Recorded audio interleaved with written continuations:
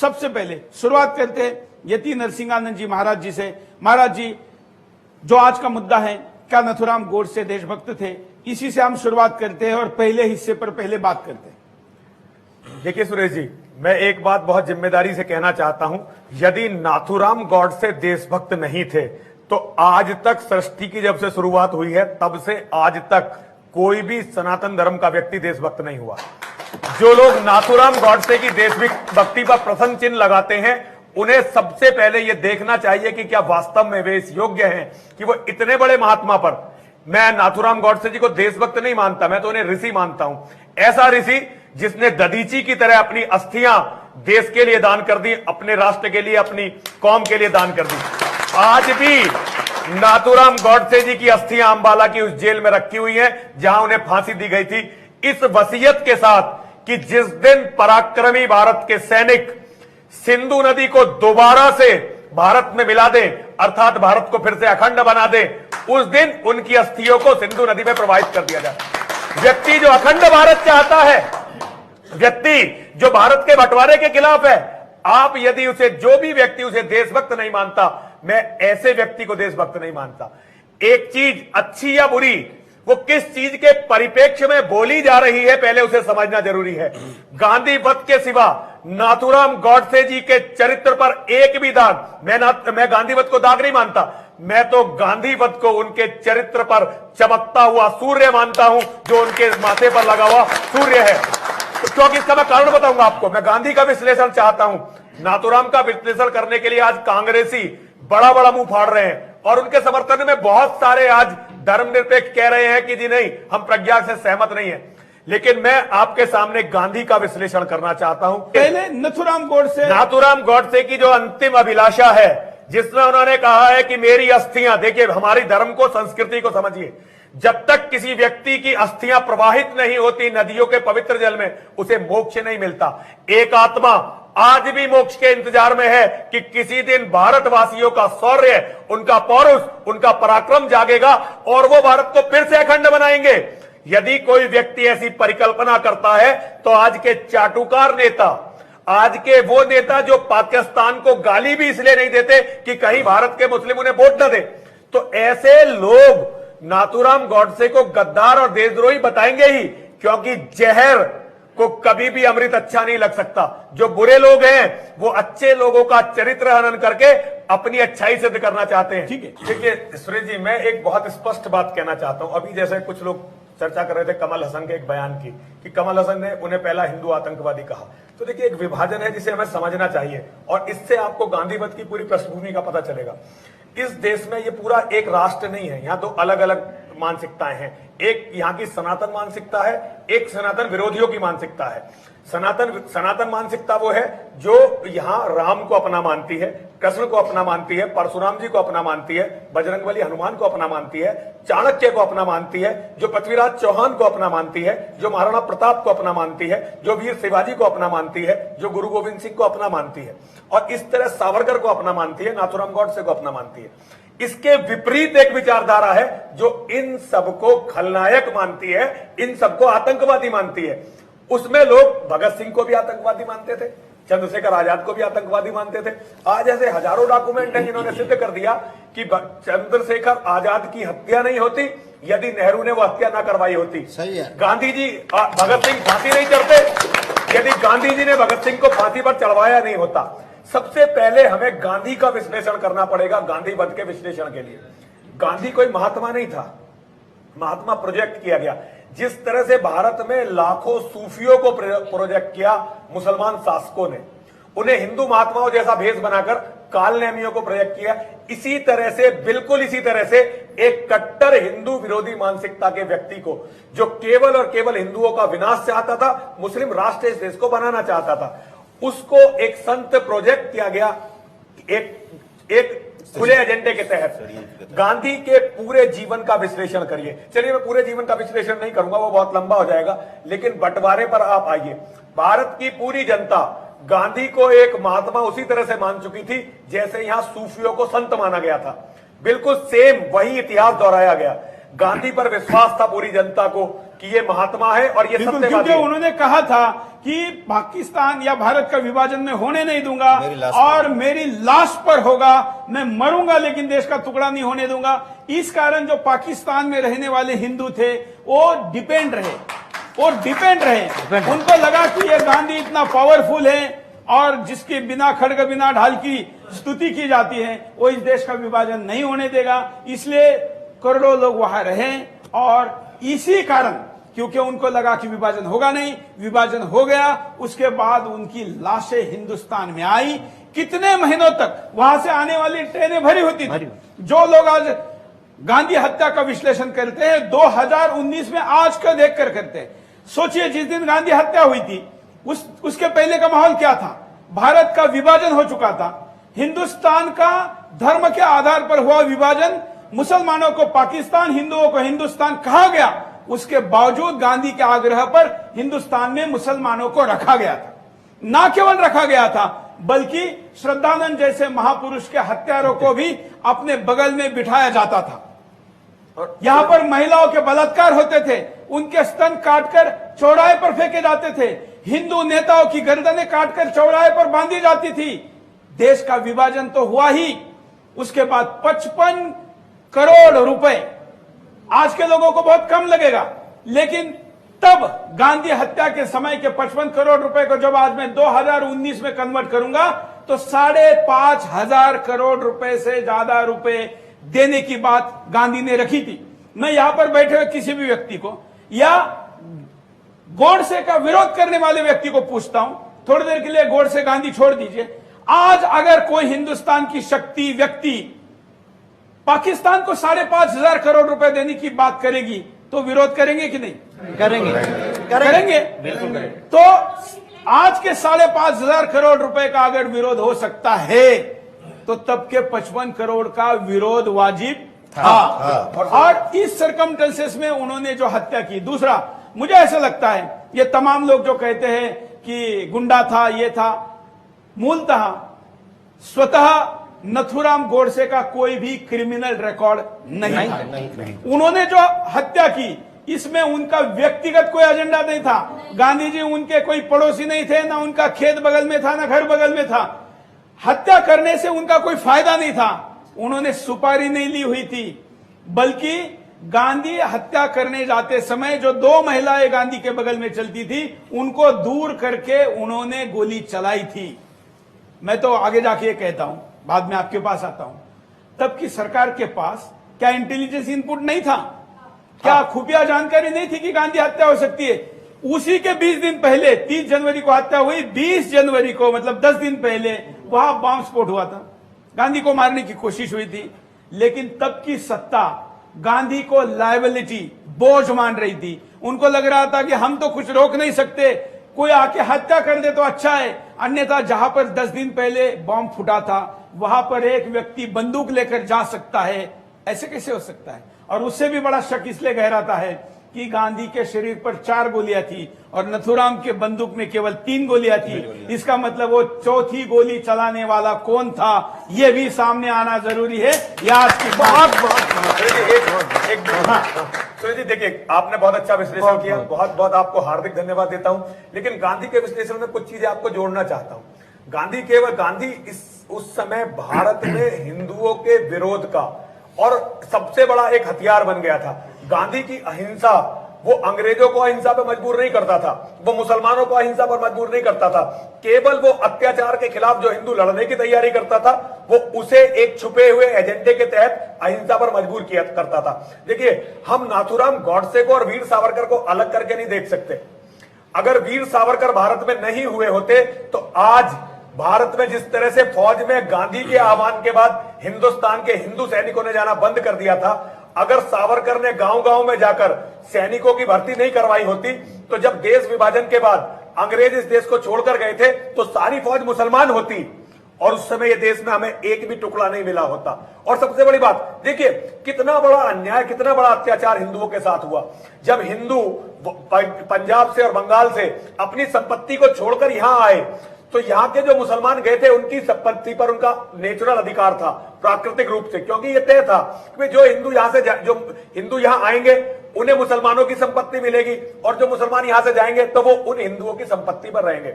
लेकिन गांधी जी अनशन करके बैठ गए कि सारी मस्जिदों को, सारे मुसलमानों के मकानों को छोड़ दिया जाए। पाकिस्तान से आए हुए रिफ्यूजी जाड़े में, जब उनके पास कपड़े नहीं थे तन ढकने के लिए, उनकी महिलाएं भूख से प्यास से मर रही थी, ठंड से मर रही थी, गांधी नाम का एक व्यक्ति अनशन करके बैठ गया कि किसी भी मुसलमान की संपत्ति पर कोई हिंदू नहीं रह सकता। लोगों ने कहा कि ये अनाथ बच्चे जिनकी माएं खत्म हो गई हैं, इन्होंने मुसलमानों ने बलात्कार के बाद मार दी हैं, ये बेटियां जो जिनके पास बदन ढकने के कपड़े नहीं है, ये कहां रहेंगी? गांधी ने कहा ये मर जाएं, मुझे इनसे कोई लेना देना नहीं है, लेकिन मैं भारत के एक भी मुसलमान की संपत्ति को इन शरणार्थियों को कब्जाने नहीं दूंगा। ऐसे समय में नाथूराम जैसे नहीं, हजारों लाखों हिंदुओं के दिल फट गए थे कि भाई कितना बड़ा अत्याचार केवल एक व्यक्ति अपनी जिद करके बैठ जाता है। इतने बड़े बड़े अन्याय जब हिंदुओं के साथ हुए, करोड़ों बेटियों की इज्जत लूटी गई, उसका जिम्मेदार केवल एक वो व्यक्ति था जिसने हिंदुओं को गारंटी दी थी कि मैं देश का बंटवारा नहीं होने दूंगा, बंटवारा होगा तो मेरी लाश पर होसे होगा। और एक देखिए, महात्मा तो यहां कांग्रेस ने गांधी को बना दिया, वरना गांधी के जो अपने कर्तव्य थे, कर्तव्य था उसका, आखिर में जो उन्होंने, मैं अपने बन से नहीं कह रहा हूं, गांधी की जीवनी पढ़िए जिसमें उन्होंने लिखा है ब्रह्मचर्य के मेरे। देखिए, वध जो होता है, वध किसी विचारधारा को लेकर किया जाता है और हत्या किसी निजी स्वार्थ में की जाती है। यहां पर यदि हम सिद्धांत की बात देखें तो गॉडसे जी जिन सिद्धांतों को लेकर के चल रहे थे, वो देश भक्ति, संस्कृति भक्ति, धर्म की भक्ति आदि की जो उनकी बातें थीं, उनको लेकर के वो चल रहे थे और गांधी उनमें कहीं अवरोध बन रहे थे। जो व्यक्ति जिस पक्ष में जाकर के खड़ा है, यदि यहाँ पर भीष्म पितामह भी जाकर के दुर्योधन की तरफ से लड़ेंगे तो उन्हीं का पोता अर्जुन उनको मारेगा। बिल्कुल, ये वध है और इसमें कहीं कोई दो राय नहीं। इसके लिए मनुस्मृति ने, जो हमारा आदि संविधान है और दुनिया का संविधान रहा है, उसने ये कहा है कि नातताई वधे दोषो हंतुर भवति कश्चन है। आतताई के या दुष्टों का साथ देने वाले व्यक्ति की हत्या करने में, वध करने में कोई दोष नहीं है, जिस तरीके से चाहे उसको मार दो। तो चूंकि उस समय हमारे देश की संस्कृति का, हमारे देश के धर्म का, हमारे देश के इतिहास का हनन गांधी जी के माध्यम से हो रहा था और उन्होंने उसको रोकने के लिए यदि ये एक्शन उस समय लिया तो ये देशभक्तिपूर्ण कार्य तो था ही, साथ बिल्कुल मैं उसको अर्जुन मानता हूं जिसने समय आने पर अपने ही दादा का वध किया था। बिल्कुल, यहाँ कोई गांधी समर्थक नहीं है क्या? अच्छा, चलिए आपके पास आता हूं। हाँ, बोलिए। सर्वप्रथम मैं साध्वी प्रज्ञा ठाकुर जी को नमन करता हूं। उन्होंने अपने वक्तव्य में ये बोला कि नथुराम गोडसे राष्ट्रभक्त हैं, महान हैं, और जो गांधी वध है, ये नथुराम गोडसे अगर नहीं करते तो एक गलियारा था जो बंटवारे के टाइम पे तय हुआ था पूर्वी पाकिस्तान से पश्चिमी पाकिस्तान के लिए, और उस रास्ते के दोनों तरफ 10 किलोमीटर दायरे में 5 किलोमीटर दूसरी साइड में मुस्लिम आबादी बसाई जानी थी और वो रास्ता सेफ पूर्वी पाकिस्तान और पश्चिम पाकिस्तान को जोड़ता। यदि उस समय हमारे परम आदरणीय, हमारे प्रातःस्मरणीय नथुराम गोडसे जी मोहनदास करमचंद गांधी जी का वध नहीं करते तो रास्ता दिया जाता और आज भारत में आतंकवाद चरम पे होता और भारत का एक टुकड़ा और बन गया होता। हम इसलिए राष्ट्रभक्त नथुराम गोडसे जी को मानते हैं और मानते रहेंगे, क्योंकि उन्हीं की वजह से आज ये भारत जो सुरक्षित है। कि अगर गांधी कुछ दिन और जीवित रहता तो पाकिस्तान के लिए और पता नहीं क्या क्या साधन दे जाता और वो साधन हम हिंदुओं को मारने के लिए काम आते। देखिए, मैं अभी एक बात आई कि गांधी को सुभाष चंद्र बोस जी ने, नेताजी सुभाष चंद्र बोस ने राष्ट्रपिता कहा था। देखिए, हम एक बहुत बड़ा हमने जो आधारभूत गलती की है, हम केवल अंग्रेजों से लड़ने को ही अपना संपूर्ण स्वतंत्रता संग्राम मान बैठे हैं। अगर हम स्वतंत्रता संग्राम को देखें तो जिस दिन हमारे यहाँ भारत में पृथ्वीराज चौहान की हत्या हुई थी, उसके बाद से अंग्रेजों के जाने तक हमारा स्वतंत्रता संग्राम लगातार जारी रहा। बिल्कुल, और एक से एक बड़ी विभूति जिसमें गुरु गोविंद सिंह जी महाराज थे अपना पूरा वंश बलिदान कर दिया, जिसमें महाराणा प्रताप थे जिन्होंने घास की रोटी खाई, अपनी बेटी मरवाई, पूरा वंश बलिदान कर दिया। जब उनका कंपैरिजन हम गांधी के त्याग से करते हैं तो गांधी कहीं खड़े नहीं होते। और गांधी जी ने इन महापुरुषों को, जिन्होंने इस्लाम के जिहाद से टक्कर ली, अपने उसमें भटका हुआ महापुरुष कहा था। हमें याद रखना चाहिए, गांधी जी ने अपने सिवा किसी को भी सम्मान होते देखकर पसंद नहीं किया। और ऐसा इतना अहंकारी व्यक्ति यदि इस देश का राष्ट्रपिता हो सकता है तो मुझे इस राष्ट्र पर शर्म आती है। पता नहीं किसने उसे राष्ट्रपिता कहा, किसने माना। आज देश को बहुत नहीं, ऐसा जरूरत है। कोई सरकारी इसका जवाब ये है जो आरटीआई से मिला है कि ऐसी कोई उपाधि सरकार के द्वारा कहीं पर नहीं दी गई। अब उनके अनुयायी ने जिन्होंने उनकी वैचारिक हत्या की, उन्होंने तमाम सालों तक सत्ता में रहते हुए उनको ये नाम का तबका दिया, तो वो नाम लगा हुआ है। आज जो है, हाँ। मैं सुरेश जी भाई इतना कहना चाहता हूं अंतिम में, आज नाथूराम गॉडसे को समझने से पहले हमें गांधी को समझना पड़ेगा, और गांधी ने इस देश में क्या किया उसको समझना पड़ेगा। यदि हम गांधी को नहीं समझेंगे तो हम गॉडसे की पीड़ा को नहीं समझ पाएंगे। गॉडसे की पीड़ा को समझने के लिए पहले गांधी को पूरे और बहुत विशाल परिप्रेक्ष्य में बड़ा हृदय करके समझना पड़ेगा, और समझना पड़ेगा कि आज मेरे इस देश में जो इजराइल से ज्यादा मजबूत हो सकता था, जो अमेरिका से ज्यादा विकसित हो सकता था, जो यूरोप से ज्यादा वैज्ञानिक हो सकता था, आज ये देश फिर दोबारा से या तो गुलामी की तरफ जा रहा है या बंटवारे की तरफ जा रहा है। इसका दोषी कौन है? जब हम इन प्रश्नों का उत्तर उठाने की कोशिश करेंगे तब पता चलेगा कि गॉडसे कितने महान थे। देखिए सुरेश जी, इसमें हम लोगों को एक बात समझनी पड़ेगी। रामधारी सिंह दिनकर ने कहा कि दुनिया में जितने भी पाप हैं उनमें सबसे बड़ा पाप है हारना। यदि कोई व्यक्ति या विचारधारा हार जाती है तो फिर सारी गलती उसी पर थोप दी जाती है। आज गॉडसे की और सावरकर की विचारधारा इस देश में हारी है। आज जो हावी है इस देश पर वो गांधी की विचारधारा है। और गांधी क्या है? गांधी हमारा हिंदू विरोधियों का एक सेफ्टी वाल है। हिंदुओं में असंतोष ना पनपे, हिंदुओं में विद्रोह ना पनपे, हिंदू अपने अधिकार के लिए खड़ा ना हो जाए, उसके लिए गांधी और नेहरू का प्रयोग हिंदू विरोधियों ने किया। उन्हें सारी सत्ताएं देकर, सारी ताकत देकर। और इसमें तो सबसे बड़ा दोष है वो हमारे धर्मगुरुओं का हो गया। हमारे धर्मगुरुओं ने एक बहुत बड़ा सम्मेलन किया और वहां पर एक फतवा दिया, धर्मादेश। अभी एक धर्मादेश सभा हमने अभी देखी। इससे पहले अकबर से पहले एक धर्मादेश सभा हुई थी, उसमें कहा गया था दिल्लीश्वर होगा जगदीश्वर होगा, जो दिल्ली का मालिक है वही हमारा भगवान है।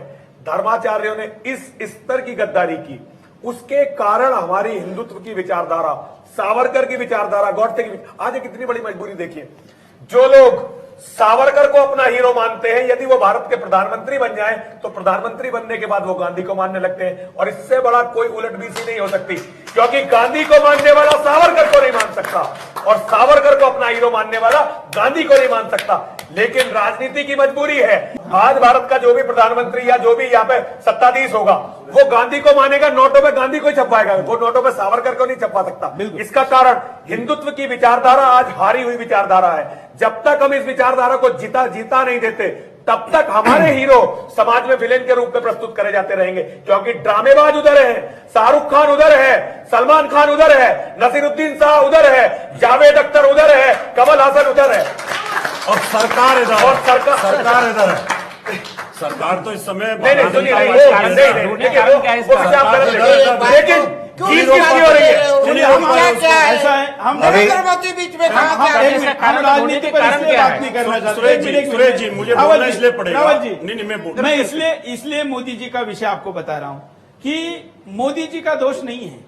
आज अमित शाह सबसे ज्यादा मोदी जी ने गांधी जी को एडॉप्ट किया है। सबसे ज्यादा मोदी जी ने किया है। मैं अपनी बात उन्होंने हायर कर लिया एक तरीके से। बिल्कुल बोलिए। मैं कहता हूं सबसे ज्यादा जब वो पीएम बने तो सबसे पहले गांधी गांधी गांधी, हर जगह गांधी। 15 अगस्त को लाल किले से गांधी, 2 अक्टूबर को गांधी अभियान, जो भी स्वच्छ गांधी।